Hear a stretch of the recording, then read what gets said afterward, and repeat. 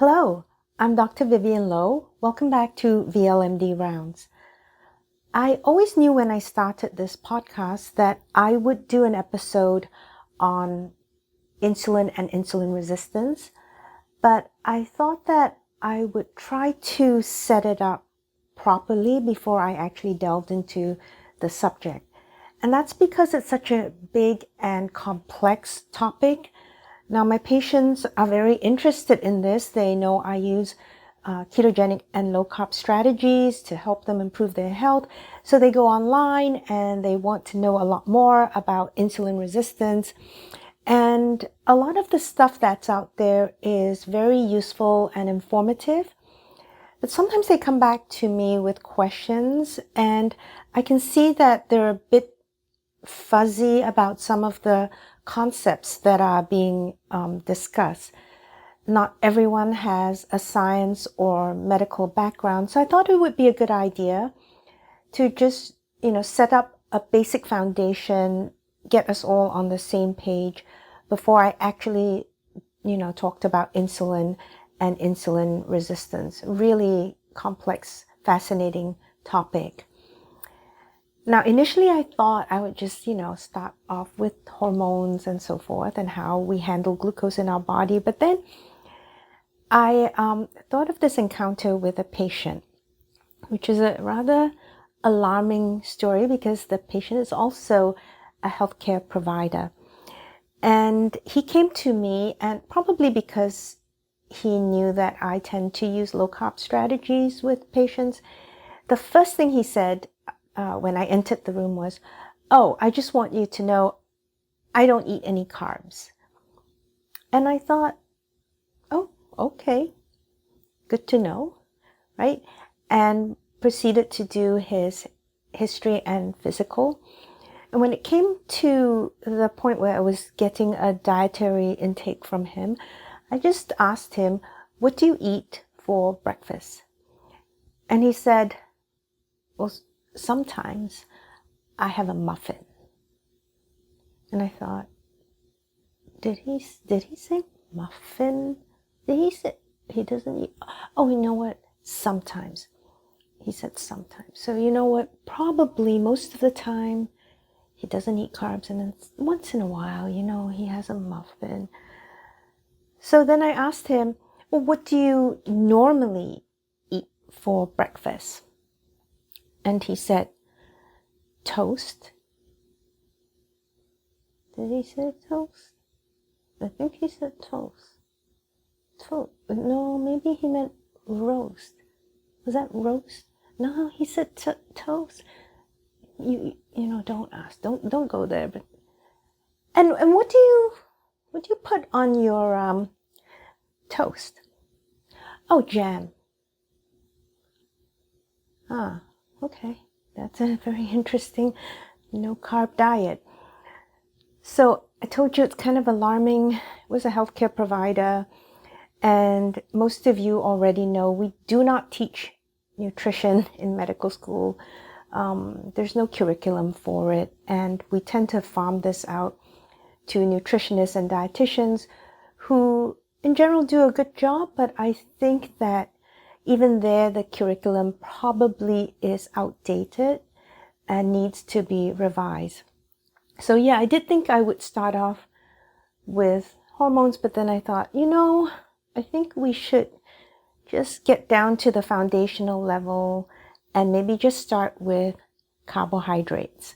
All right, so that's what we're going to discuss in this episode. We'll talk about carbohydrates and their various manifestations in nature and how they are digested and absorbed in your body. Let's go. All right, when we say carbohydrates, we're talking about organic compounds that are made of carbon, hydrogen, and oxygen, right? So plants fix carbon dioxide and they use water, and then they make, carbohydrates. Carbo for the carbon part, hydrates for water, H2O, right? Hydrogen and oxygen. The simplest form of carbohydrates would be simple sugars. These we also call monosaccharides, mono for one, saccharides from the Greek word saccharon for sugar, right? And then the simplest form of carbohydrates, and you could think of it maybe as one unit, one Lego brick or block, okay? So these simple sugars can have different numbers of carbons in their formula in the chain. So if you have 3 carbons, that would be a triose sugar like glyceraldehyde, dihydroxyacetone. Those are found in glycolysis, right? If you have 4 carbons in the chain, those are tetrose sugars like erythrose. If you have 5 carbons in the chain, and you're probably getting the hang of it, those are pentose sugars. And an example would be ribose, as in ribonucleic acid, RNA, or deoxyribonucleic acid, DNA, right? So there you see sugars are really important because they form part of your DNA. In fact, the sugar phosphate part of the DNA forms the backbone of your DNA chain, right? So that would be the 5 carbon sugars. The 6 carbon monosaccharides are called hexoses.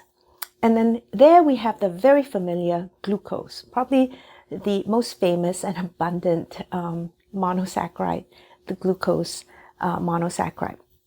So 6 carbons there, but other 6 carbon sugars would be galactose and also fructose, Fructose, and that is essentially fruit sugar, but you also find it in honey and you find it in agave nectar, actually a lot of fructose in agave nectar. So sometimes people will tell me they don't eat sugar, but they use agave nectar as a sweetener, maybe for their coffee or tea. And that's actually a lot of the monosaccharide fructose there, which can be pretty bad for your liver. So, I won't talk about fructose specifically now, but if you're interested, I can do an episode on that, right? And yeah, I know some people say fructose. I somehow learned it as fructose, so I'm going to say fructose, okay? Fructose. So these are all monosaccharides. The important thing to also remember is that all of the monosaccharides are what we call reducing sugars. And this just means they have hydrogen electrons that they can donate, right? See episode 1. So they have these hydrogen electrons that they can donate, which makes them reactive. And this will be important when we talk about the effects of sugar in our bodies, right?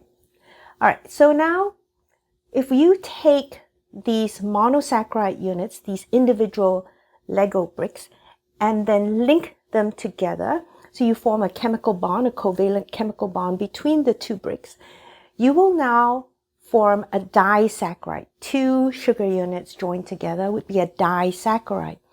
So joining glucose with another glucose together will give you the disaccharide maltose, Maltose, which essentially is a part of starch, and we'll talk about it in a little bit. So that's maltose. If you take glucose and combine it, link it together with galactose, another monosaccharide, then you're going to get lactose, which is, of course, your milk sugar. So a lot of times people say they have lactose intolerance. This simply means they don't have the enzyme lactase, which is required to break the bond between the glucose and the galactose units. When you break the bonds, you now have these individual sugar units that can be absorbed by your body. But if you don't have, or you have very little of the lactase enzyme, then you can't digest the milk sugar, and that passes through into your large intestines. And because it's osmotically active, it's going to draw a lot of water with it, and you'll have a lot of cramping and discomfort and diarrhea. And that's, those are the symptoms of lactose intolerance. And if you were to, let's say, take a lactase enzyme exogenously, you buy it from the store, you just have to make sure you take it right before your dairy meal. You can't take the lactase enzyme and wait an hour and then have your dairy meal. You just have to take it right before. Okay, so combining glucose and galactose would give you lactose. If you combine glucose with fructose, then you get sucrose, which is our famous table sugar. So a lot of times people think that table sugar is just the glucose, but it's not. It's actually this disaccharide combination of glucose and fructose. You know, those monosaccharides are not that sweet. If you've ever just had a glucose tablet, it's not really that sweet. But when you combine the monosaccharides and you form a disaccharide, these disaccharides are crystalline compounds. They're very soluble in water and they are very sweet. So table sugar is really sweet. Now, interestingly, with diabetic patients that are worried about hypoglycemia, worried about their blood sugar getting too low, I tell them, if you're worried about that, you can just go and buy the glucose tablets over the counter.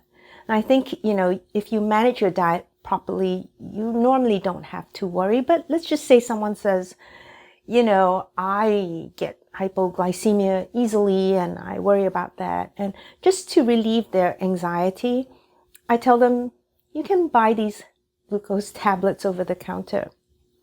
But interestingly, they will never use the glucose tablets. Never. 100% guaranteed they won't use the glucose tablets. If they feel they have hypoglycemia coming on, or an episode of hypoglycemia, they're always going to drink the OJ. Why'd you drink the OJ? Oh, because, my blood sugar, I think it was running. You had the glucose tablets, right? Remember we talked about the glucose? I thought the OJ would be better. No, the OJ is not better. The OJ is sweeter, which is why they will always drink the OJ, okay? Or they'll have a candy or something. They won't take those glucose tablets because glucose on its own is kind of disappointing. It's not that sweet. But combined with fructose, you now have sucrose, and that's really sweet. Sucrose originally we got from cane sugar. We would extract it from cane sugar. Nowadays, I think people tend to use beets.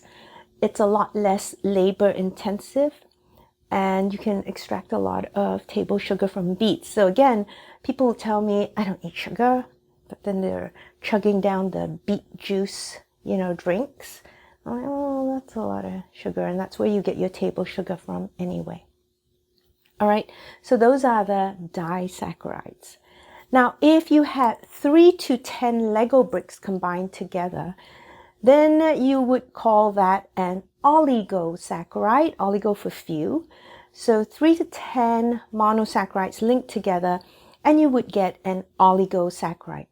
Now, oligosaccharides, they don't generally occur in free form in your body. They tend to be linked to proteins and lipids, right? And we see them in forms like raffinose or stachyose, which are found in plants, vegetables, fruit, that kind of thing. We also have verbascose, which is found in legumes. Now, these oligosaccharides, they're a lot of times not well digested, right? And so they kind of sit in the gut for a while, and they are fermented by gut bacteria, so they can give patients a lot of symptoms of bloating and gas, flatulence, that kind of thing. So then those patients, are generally told to do a FODMAPs diet. Okay, that's a very interesting diet to me, simply because sometimes when practitioners hear that I am prescribing a low-carb or ketogenic diet with my patients, that's really risky, and that's a fad, and it might be dangerous, and that really doesn't do anything for you, so it's not very well respected sometimes.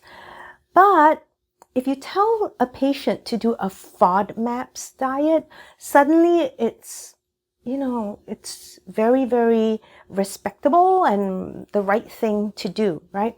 So FODMAPs would be, it stands for, F is for the fermentable, O, oligosaccharides, yeah. And then D is for disaccharides.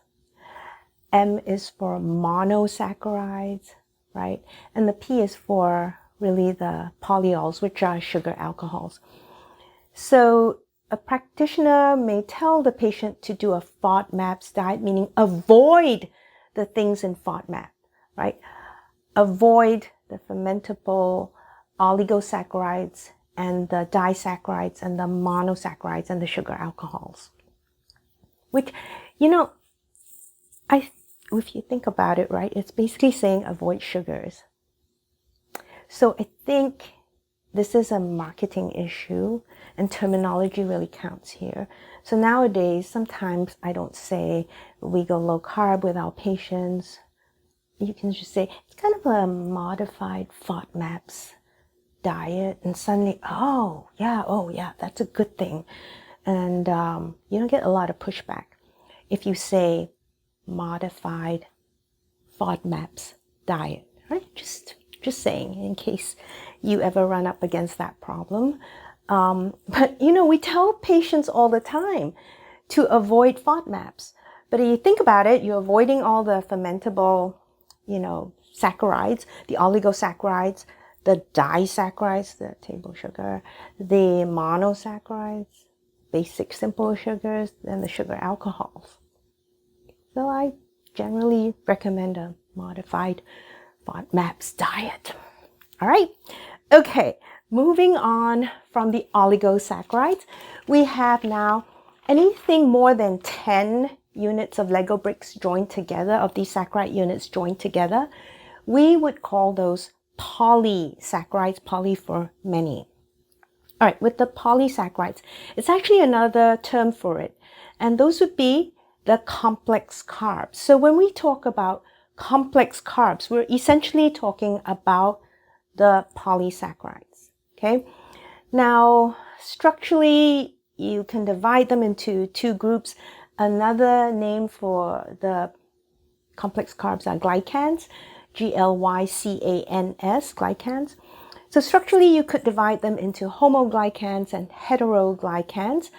And homoglycans just means they're made up of repeating units of one type of monosaccharide. So if it's glucose, it's glucose. That's kind of hard to say fast. But, one type of monosaccharide repeating in a chain. And if you have heteroglycans, then you're talking about more than one type of monosaccharides. You might have glucose and fructose and galactose and whatever repeating in the chain. All right, made up of more than one type of monosaccharide. That's essentially what it means. But maybe a more functional way to think about the polysaccharides or complex carbs, for me, would be the way I divide it. I think about it as food, not food. Okay? Food, not food. And then if we go to the food department, right, then you can further digest that into, divide that into digestibles and non-digestibles, okay? So you go food, not food, in the food department, digestible food or non-digestible food. And then within the non-digestible food, you can have water-soluble or not water-soluble, right? That's just kind of in my head how I see it. All right, let's go to the food department. And there, we will talk about starch first. So starch is the storage form of carbohydrates in plants, right? The plants make the glucose and they store them in these granules, they're starch granules. And starch is essentially made up of repeating glucose units linked together. And there are two forms. One form is called amylose, amylose, and that's a linear chain of glucose units linked together. It's not branched, there's a little bit of branching, but don't worry about it. It's generally not branched. Think of it that way, right? And repeating glucose units. That's amylose. You have another form of starch, and that's called amylopectin. amylopectin, amylopectin. And here, again, you have repeating units of glucose. But you have these long chains, and they have also branches coming off them. So essentially, there are two types of bonds there. You don't need to remember that, but one type to link all the carbons together, another type for the branch points. So amylopectin is long chains that are also branched, and that would be about 80% of starch. Okay, so that's the majority of starch. And then amylose and amylopectin are stored together in these granules in plants. Now, when you digest the amylopectin, for example, you chop them up, partially digest them. So you chop them up into smaller linear branched chains, right? Then those pieces, the partially digested pieces of amylopectin, are called dextrins. dextrins, dextrins. If you further digest the dextrins and you break them down further, you are going to end up with the disaccharide maltose. Remember maltose? I told you it's glucose plus glucose linked together, and that's the disaccharide form of starch. So if you digest starch down to the disaccharide unit, you'll get maltose, and then you can break that bond and you'll have individual glucose units. I say that because a lot of times if you look at an ingredient list, you'll see the term maltodextrins, right? And essentially maltodextrins just refers to this partially digested starch, and it's essentially sugar. Because when you eventually break it down, you're just going to get the glucose units, right? So maltodextrin is another name for sugar. There are many different names for sugar, especially in ingredient labels, and that makes it hard to recognize, right? They have many disguises. So you should be aware that maltodextrins are really from the breakdown of starch. In fact, actually, just tangentially, if you look at the artificial sweetener, the brand name Splenda, if you look at the brand name Splenda, you look at the ingredient label and it's going to say sugar, maltodextrin, and then sucralose. Sucralose is the actual artificial sweetener. But the brand name Splenda has sugar in it, sugar and maltodextrins in it, right? And a lot of people don't know that. So many patients will be using the Splenda thinking they're just purely using the artificial sweetener, which is sucralose. But the brand name Splenda has sugar and the sucralose in it. Just saying. So, you have to be careful because that's a sugar load that if you're diabetic, you may not be aware of. All right, so that would be the starch. Again, storage form of glucose in plants. Now, if we look at, when we look at animals then we have a storage form as well, and that would be glycogen, glycogen. So glycogen, again, we take the glucose units and we link them up.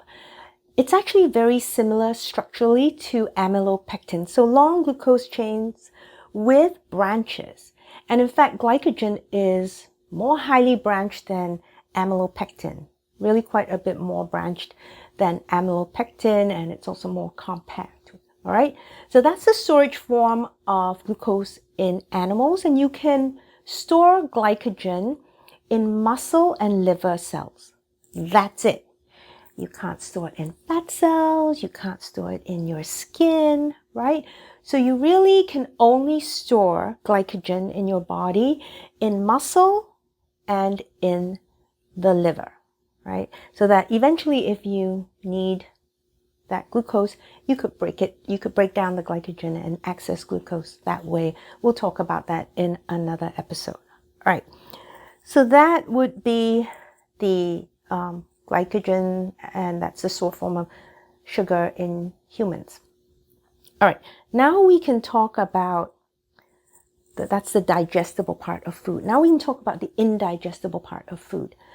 And we will look at cellulose. All right, cellulose also would be glucose units. So it's a homoglycan, it's only glucose, linked together in long chains. They have no branches, but the type of bond that is between those sugar units in cellulose, that type of bond, we don't have an enzyme to break down, right?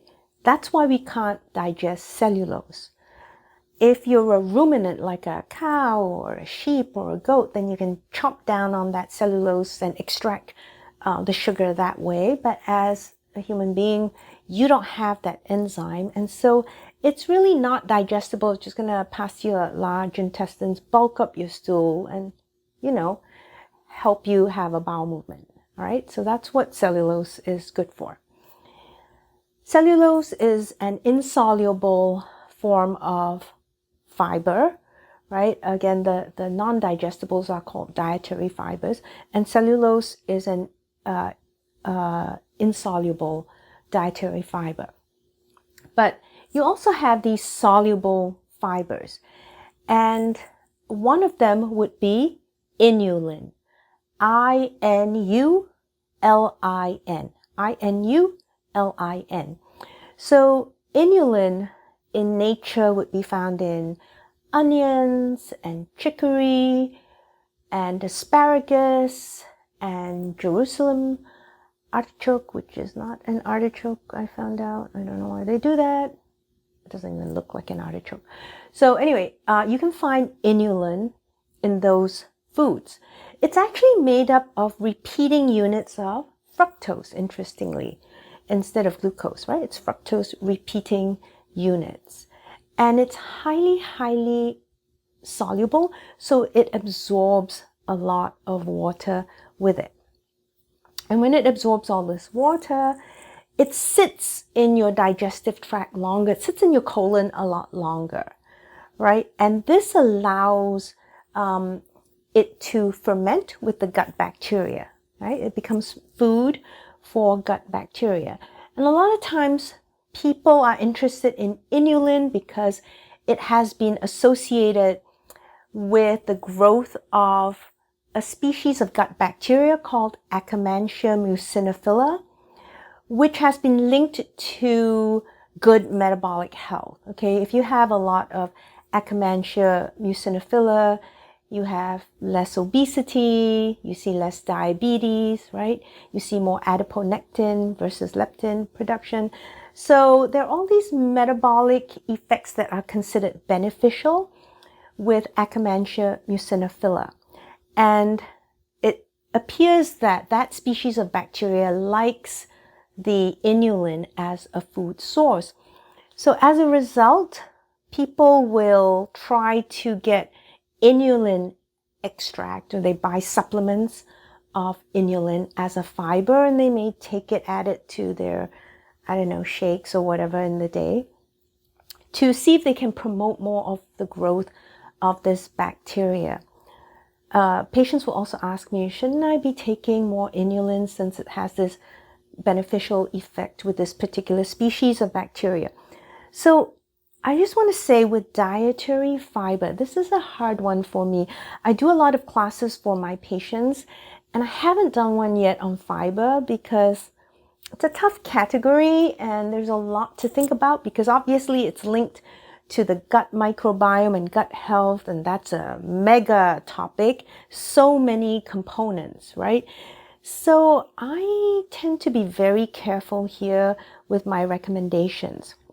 What we know about inulin is, yes, it can promote the growth of Akkermansia, but the other thing about it is that we've seen with inulin, when you actually supplement with inulin, we can see an increased risk of liver cancer and damage to the liver. So if you look at mouse studies, right, we've seen some mice studies where mice that had dysbiosis, so they didn't have the healthiest guts, and they were fed inulin, right? These mice developed liver cancer, whereas mice, the wild type mice that had healthy guts, or mice that were given antibiotics, did not develop liver cancer with the inulin supplementation.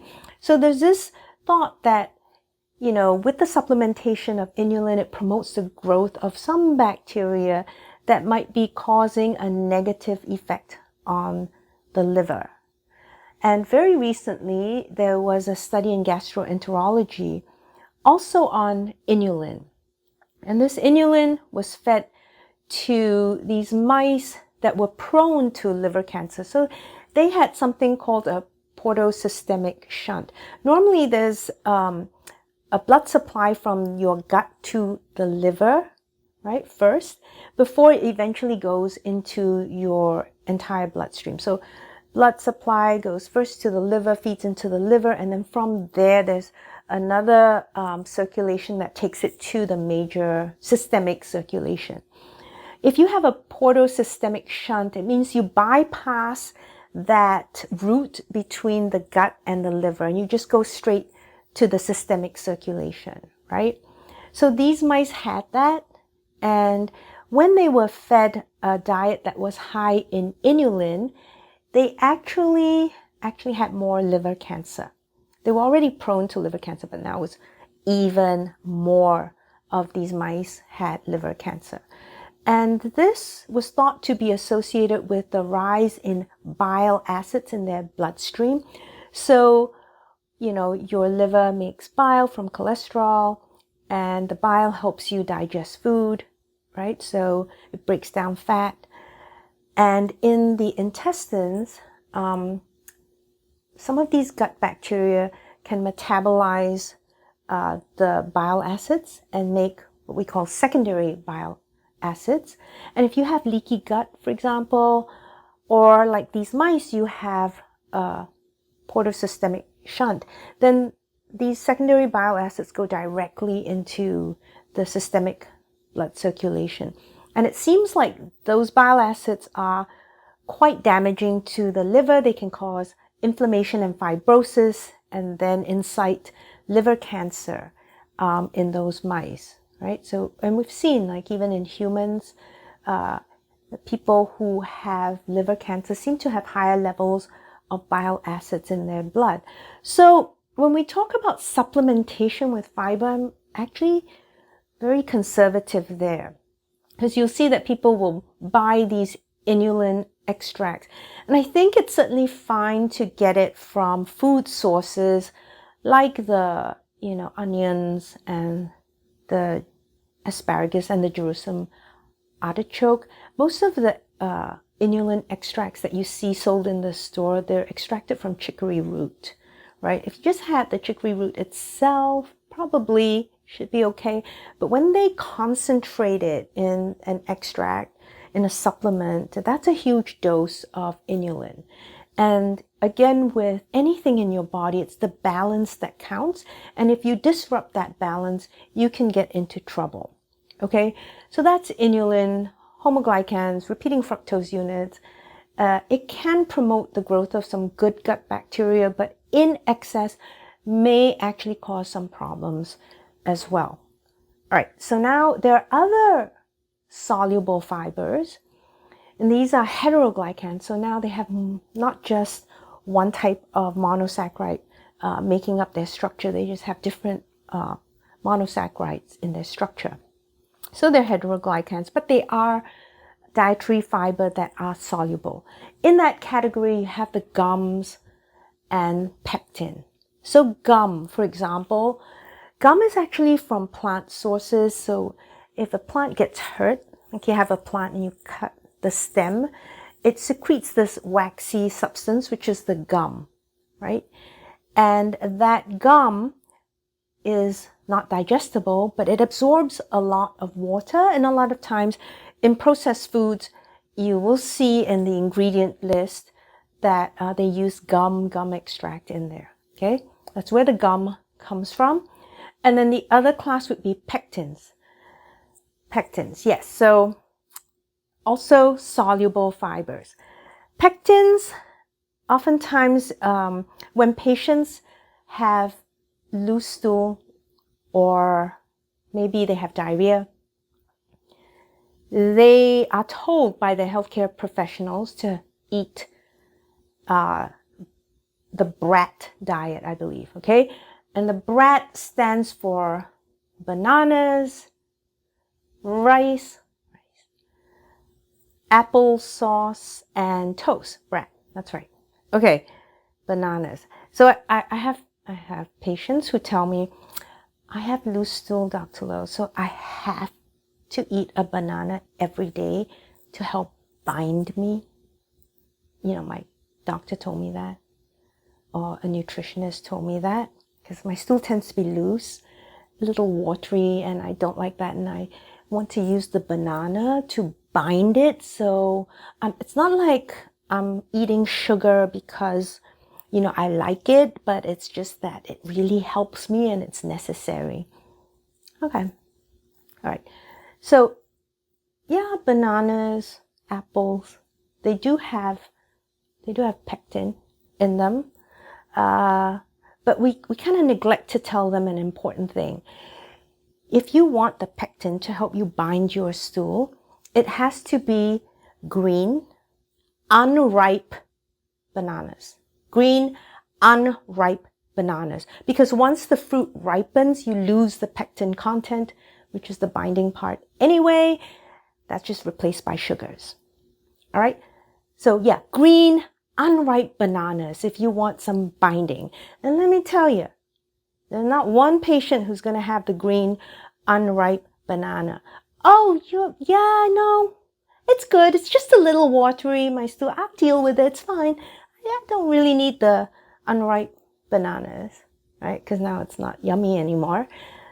So, yeah, make sure you tell them, yeah, you may have heard of the BRAT diet, but when they talk about the pectins, they really mean unripe green bananas. The more unripe, the better.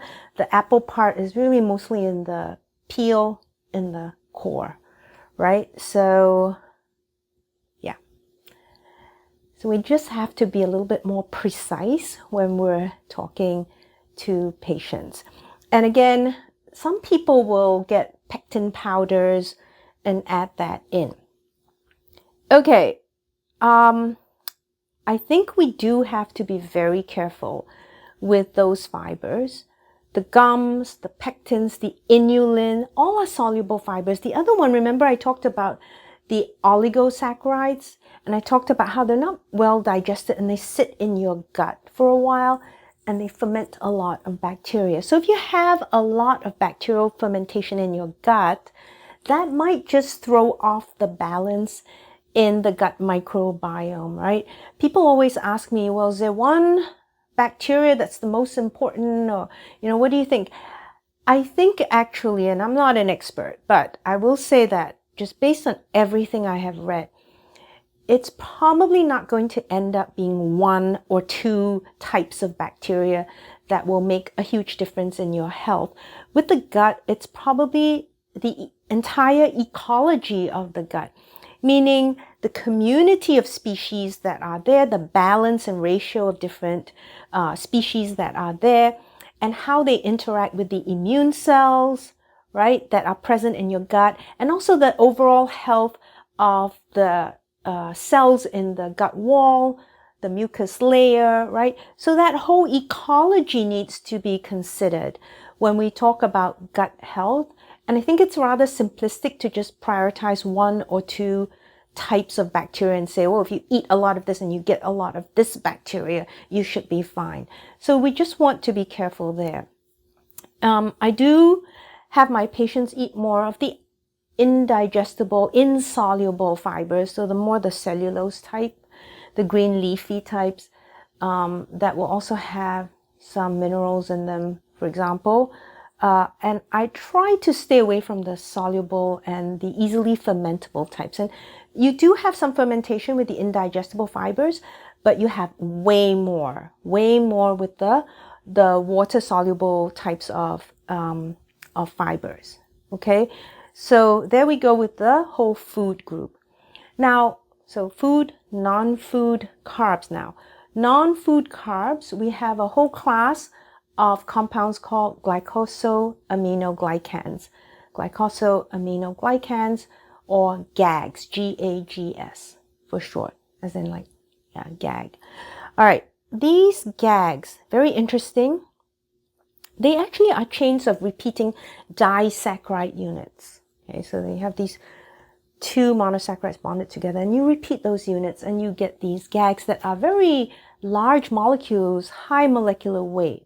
Okay, and they are actually in extracellular matrix. They're found outside of cells in your body. They're really important.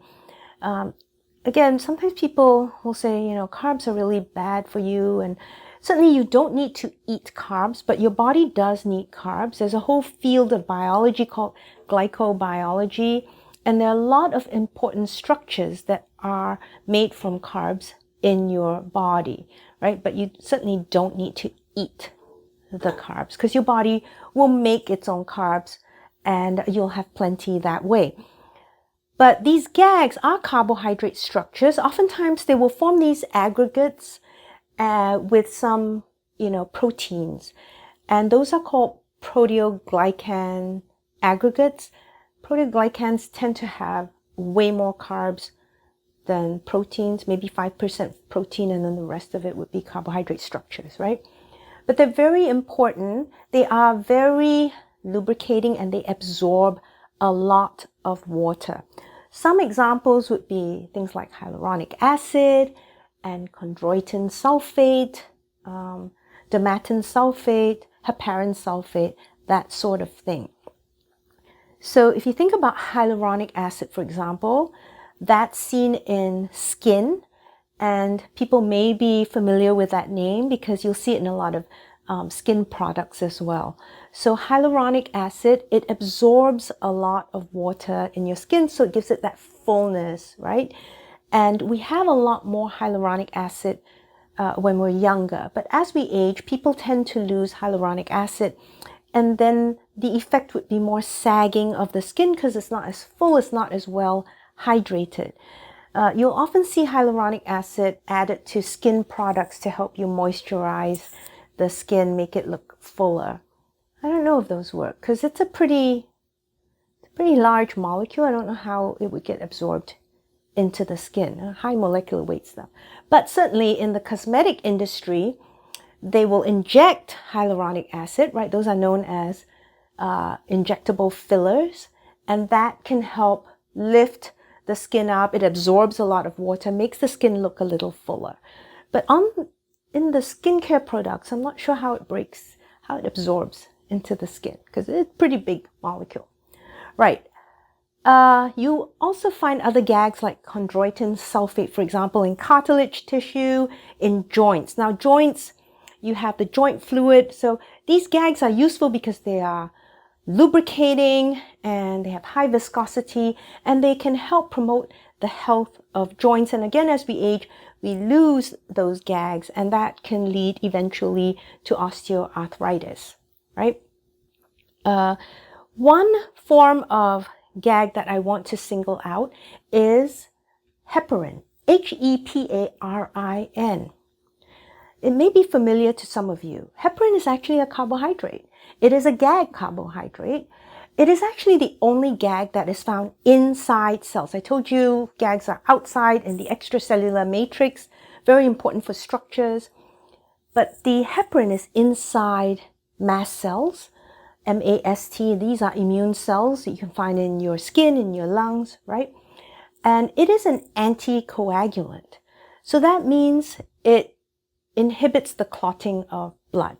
Very important substance, a GAG inside cells. It's different from heparin sulfate, which is also a GAG. Heparin sulfate is spelled Heparan sulfate. It's, heparin sulfate is less sulfated than heparin. Again, it's extracellular. It's not as charged as the heparin.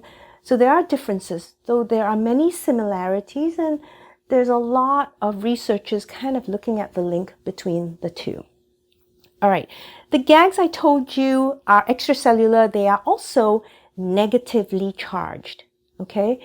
And this means that they can bind positively charged minerals.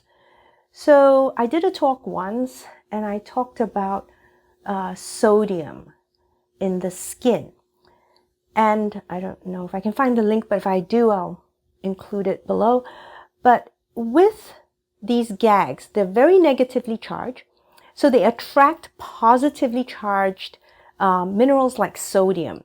So when you consume sodium, a lot of people think, oh, it just stays in your blood and it can raise your blood pressure. But it turns out that really a lot of this sodium gets pulled into the skin by these gags, and then, you know, it stimulates a certain immune reaction in the skin. So the gags can actually attract these minerals into the skin. So similarly, it can attract potassium as well. All right, very interesting.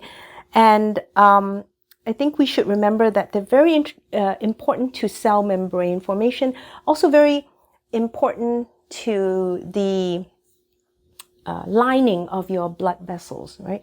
If you don't have these gags, you're not going to have healthy blood vessels. I'll probably do an episode on, you know, blood vessel health at some point, but you should keep in mind that you definitely need the gags for that. So once again, we have the carbohydrates divided into food, non-food. In the food category, you have the digestible stuff like starch and the glycogen, and then you have the dietary fibers, which are indigestible. And in that category, you have soluble and insoluble. And we really need to balance the types of fibers we have in our diet. And then we have the non-food category of carbohydrates, which would be the gags. And these are very important for structure in your body, extracellular matrix. They can bind minerals, right? And they promote the health of your joints and your skin because they draw in a lot of water and they are highly viscous. Okay, I think that's it for the general idea of carbohydrates in your body. We can now move on very briefly to digestion and absorption of carbohydrates. Essentially, when we talk about digestion, we just mean breaking the links between the monosaccharide chains. All right, so these Lego bricks are linked together, and if you break the links between each brick, that is digestion. Digestion of carbohydrates begins in your mouth because you have salivary amylase, and amylase would be the enzyme that breaks down those bonds, okay, between the monosaccharide units. Another place that you will have amylases would be in the small intestines, and there you would find pancreatic amylase because it's secreted by the pancreas. So really for carbohydrates, nothing much happens in the stomach. It's mostly mouth and then in the small intestines, okay? So the amylases will chop up the chains of carbohydrate into these monosaccharide units eventually. And now this monosaccharide unit would need to get into your body. So let's just start by envisioning your gut very, very simplistically as a tube. Okay, it's not like that at all, but I said very, very simplistically. So just think of a tube. The middle hollow part where the food and water will pass, that is the lumen, L-U-M-E-N. Okay, and then the wall of the tube would be your intestinal wall, and they are lined by cells that are called epithelial cells. Okay, these epithelial cells are the first lining cells on the walls of the intestines. Now, if you are a cell, an epithelial cell, then the side of you that faces the lumen, okay, is called the apical side, A-P-I-C-A-L. And you have the apical membrane there, right? Cells all have cell membranes. So the apical side has the apical membrane, right? And now the the backside, yes, we all have backsides. So the backside of the epithelial cell is called the basolateral membrane. Okay, B is for back, B is for basolateral. It's not really the backside, and you don't really have a front or back, but we consider the side facing the lumen. That's the apical side. So there you have the apical membrane, and then, you know, behind that, right, would be the basolateral membrane, which actually now faces the blood vessel side. Okay, so those are the two sides of the epithelial cell. Now, in the basolateral membrane, you have this enzyme called a sodium-potassium ATPase. And just in brief, what it does is it sits on the membrane and it takes out sodium from the cell. It just kind of extracts sodium and brings in potassium. Also, both are positively charged. Okay, so it dumps sodium out of the cell and brings in potassium into the cell, and it uses ATP to do that. So it's a sodium potassium ATPase. There's this exchange, right? As a result of that, you dump out 3 sodiums, you bring in 2 potassiums. As a result, you have a relative sodium deficiency, if you think of it that way, in the cell. Okay, so it's lower now concentration of sodium in the cell. Well, on the apical membrane facing the lumen where the food and water are passing by, right? There you have a special transporter, and this transporter is called the SGLT symporter, co-transporter, all right, different names for it. So what it does is, because there's less sodium now in the cell than outside the cell, this transporter will bring in sodium down a concentration gradient, right?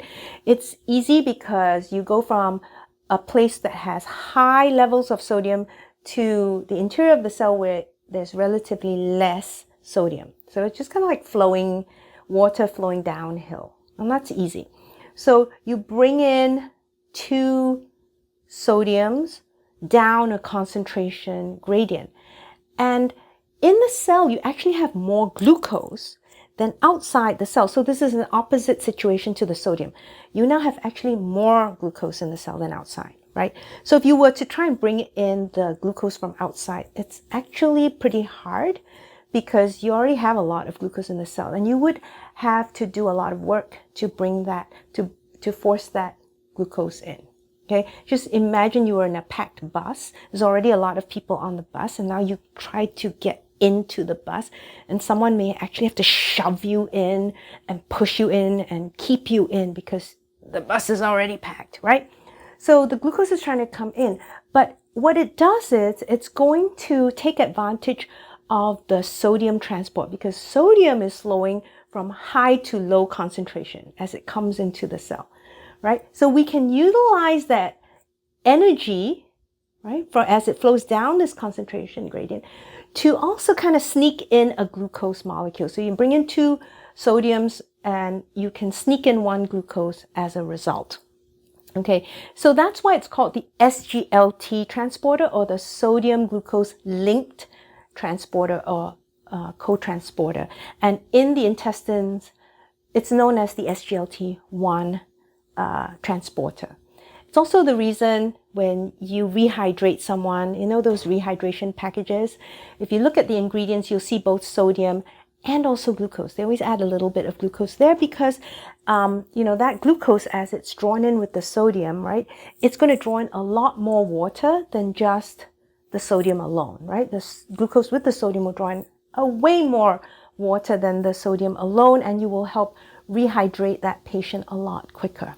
Okay, so it's utilizing this co-transporter principle. In the kidney, we have the SGLT2 co-transporters. And here, we utilize the sodium as it's drawing into the cell to transport glucose from the urine back into the kidney.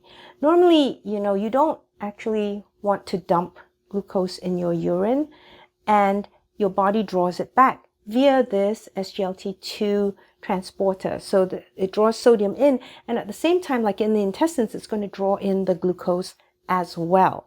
And you keep the glucose in your body. Now, you have this class of medications called SGLT2 inhibitors, and a prescriber might give their patients that medication. What it does is it blocks that transporter, so now you can't draw the sodium in, you can't draw the glucose in, and as a result, you're going to dump glucose into the urine and get rid of glucose that way. And this is useful if someone has high levels of blood sugar, and if you give the SGLT2 inhibitors, you dump the sugar into the urine and thereby lower the blood level of sugar. I mean, could also change the diet, but we don't seem to take that route as often. But just saying that there is that class of medications, and they have names like canagliflozin and empagliflozin, and impossible names to pronounce, all right? Those are SGLT2 in the kidney, and then in the intestines, we have SGLT1. All right, now we got the glucose into the epithelial cell, but we have to get it into the bloodstream. So how are we going to do that? So let's go back to the basolateral membrane, right? And now the glucose that's in the cell has to get out there. There's a family of transporters called glucose transporters. They're shortened to GLUT and GLUTS, right? Some people say GLUTs. I tend to say GLUTs, all right? And there are a number of them, so there are like 14 of them, and they each have a number, GLUT 1, 2, 3, 4, and so on, okay? So in the cells of the small intestine, you have, at the basolateral side, these GLUT2 transporters, and what they do is they'll take the glucose and then from the inside of the cell and take them into the bloodstream, right? GLUT2 transporters. GLUT2s are also found in the liver.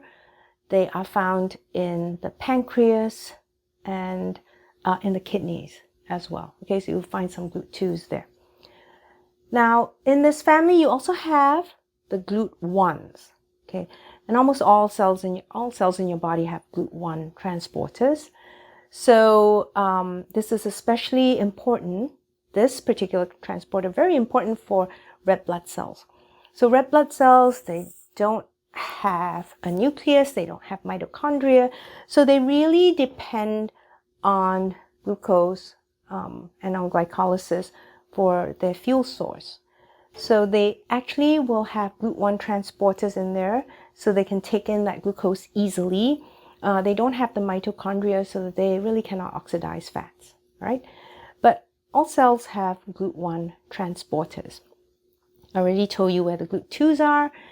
GLUT3 you think of in the brain, in neuronal tissue, okay? Very important in the brain.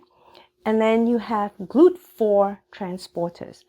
The GLUT4s are important because they are the only glucose transporters that are dependent on insulin, okay, which is a hormone made by your pancreas. We'll talk about that in a later episode. So these GLUT transporters tend to be on the plasma membrane, except for GLUT4. GLUT4 is actually inside the cell, hanging out in a little vesicle or endosome. So it's like a little bubble compartment, and your GLUT4 is hanging out in there in the cell, right? And when you have insulin coming and binding to the insulin receptor on the cell membrane, it's kind of like insulin is ringing the doorbell or knocking the door and setting off a series of signaling reactions, right? And the eventual result would be to release this GLUT4 to the cell membrane where it can now bring in glucose, okay? You find GLUT4 in muscle and in fat. Those are the cells where we see the GLUT4 transporter. Muscle, fat, okay? Muscle, fat, GLUT4. Dependent on insulin because you need insulin to bind to the insulin receptor at the surface, at the cell membrane, and that triggers a cascade of signaling reactions, eventually leading to this compartment where the GLUT4 is sitting inside the cell, moving to the cell membrane, and there it can bring in the glucose, okay? So that would be GLUT4. One other thing I want to say is these different glucose transporters have different affinities for glucose, okay? So, some of them will have higher affinities than others. Really, the glucose transporter that has the highest affinity for glucose would be the GLUT3 transporter, okay? So at very low concentrations of glucose in your bloodstream, right? The one that's going to bind and bring in the glucose most is that GLUT3 has the highest affinity, okay, of all the GLUT transporters. And that's no accident because you find GLUT3 where? In the brain, right? It's really important for the brain to have glucose. And we can make that glucose in our own bodies. And your brain can also use ketone bodies for metabolism, but it does seem to have a preference for glucose as well. All right. So if you have low blood sugar levels, fasting blood sugar levels, generally people worry that, okay, the brain may not get enough glucose, but not to worry because the GLUT3 transporters in the brain, they have the highest affinity and they get first pick. So they're going to grab most of the glucose and prioritize it for the brain cells. Okay? All right. So I think we've covered what I wanted to go over today. Let's do our wrap up now. So we talked about carbohydrates in all their various manifestations in the body. And the simplest ones are monosaccharides. If you join them together, you have disaccharides. And when you have many of these monosaccharides joined together, you have eventually the complex carbs or polysaccharides. Structurally, they can be homoglycans or heteroglycans. Don't worry about that. But functionally, best to think of them as food, non-food. Within the food category, you have digestible, non-digestible, right? Digestible would be starch and also glycogen. And then in the non-digestibles, we're going to have essentially the dietary fibers. And there you can further divide them into soluble and insoluble, right? And we really need a balance of those fibers, not too much, because although we tend to think of fibers as being good for health, they can also have deleterious effects if we're not careful. Then we have the non-food carbohydrates. These are primarily the glycosaminoglycans or GAGs, very important structurally, and they form the extracellular matrix, and they're very important for the health of your blood vessels. They can bind minerals. Very important one would be heparin, which is an anticoagulant in specific immune cells in your body, but other GAGs promote hydration of tissue. They bring in a lot of water and lubricate the tissue and keep the tissue healthy. All right, those are the GAGs.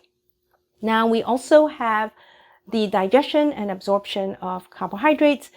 They are digested in the mouth and in the small intestine by amylases. And then once they're broken down into their monosaccharide units, they are absorbed into the intestinal cells via this SGLT1 transporter on the apical side, and via the basolateral membrane, we have the GLUT2 transporter that now brings it into the bloodstream. We have various glucose transporters. GLUT1 is in all cells. GLUT2 generally pancreas, liver, kidney, and small intestines. GLUT3 in the brain. GLUT4, muscle and fat. GLUT4 transporters are dependent on insulin, which signals the cell to bring the GLUT4 receptor from within the cell to the plasma membrane to bring glucose in. Yeah, we got through all of that. All right, so that's the end of this episode. In the next one, we will start talking about the regulation of glucose levels in your body. Until then, this is Dr. Vyvyane Loh signing out from vlmd Rounds, and I sing the body electric. Goodbye.